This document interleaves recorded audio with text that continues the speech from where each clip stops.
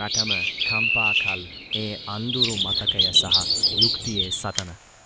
ඇය දැවටෙනම වී සුපුරුදු පරිදි නිවස බලායමින් සිටියා. නමුන් පසෙක අඳුරු සෙවණැල්ලක් ඇයෙනතුරු මග බලා සිටියා. අද නම් ඔබට බේරන්න බෑ. ඇයට අනතුරක් දැනුණා. හදවත වේගෙන් ගෙහෙන්න ගත්තා. කොහේද මේ හදිස්සියේ යන්නේ? අනේ මාව අතහරින්න මට යන්න දෙන්න.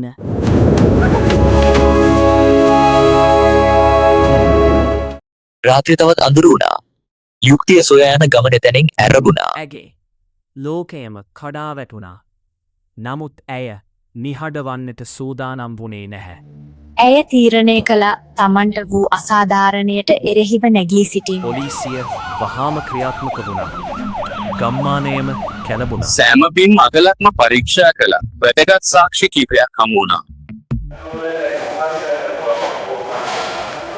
ඔහුගේ අතේ ලොකු කෑල්ලක් තිබුණා. සැකකරු පලා යාමට උත්සාහ කරනත් පොලිසිය ඔහුව කොටු කරතා. මම නෙමෙයි යෝ කඩේ. මම අහිංසකරි. ඔහු සියලු චෝදනා ප්‍රතික්ෂේප කළා.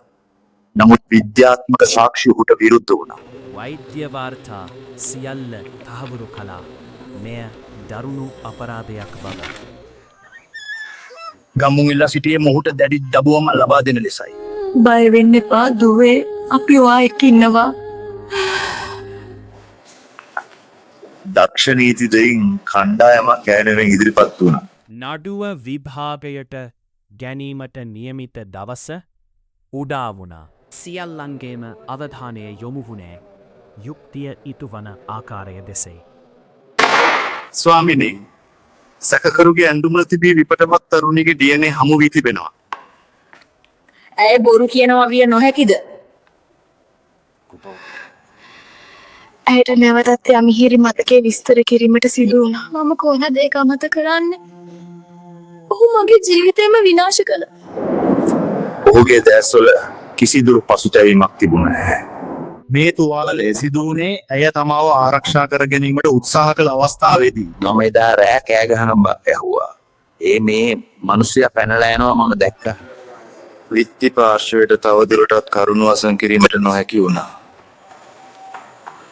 ඇය බලා සිටියේ අවසන් තීන්දුව ප්‍රකාශ කරන තෙක්. මුළු උසාවියම නිහා වුණා. තීරණාත්මක මොහොත උදා වුණා. නියෝගය ප්‍රකාශයට පත් කරනවා. සියලු සාක්ෂි අනුව චෝදිතයා වැරදිකරු බව මෙම අධිකරණයේ තීරණය කරනවා. ඔහුට වසර 20ක බරපතල වැඩ සහ සිරදබුවමක් නියම වුණා. ඇගේ දැස් වලින් වැටුනේ සතුටු කඳුළු. යුක්තිය අවසානයේ ඉටු වුණා. මට සමාවෙන්න ඒ අඳුරෙන් එළියට ආවා.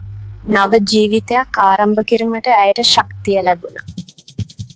මෙය තනි තරුණියකගේ ජයග්‍රහණයක් පමණක් නොවේ. අපරාධකරුවන්ට එරෙහිව නැගී සිටීමට බිය නොවිය යුතු බව ඇය ලොවටම පෙන්වා දුන්නා.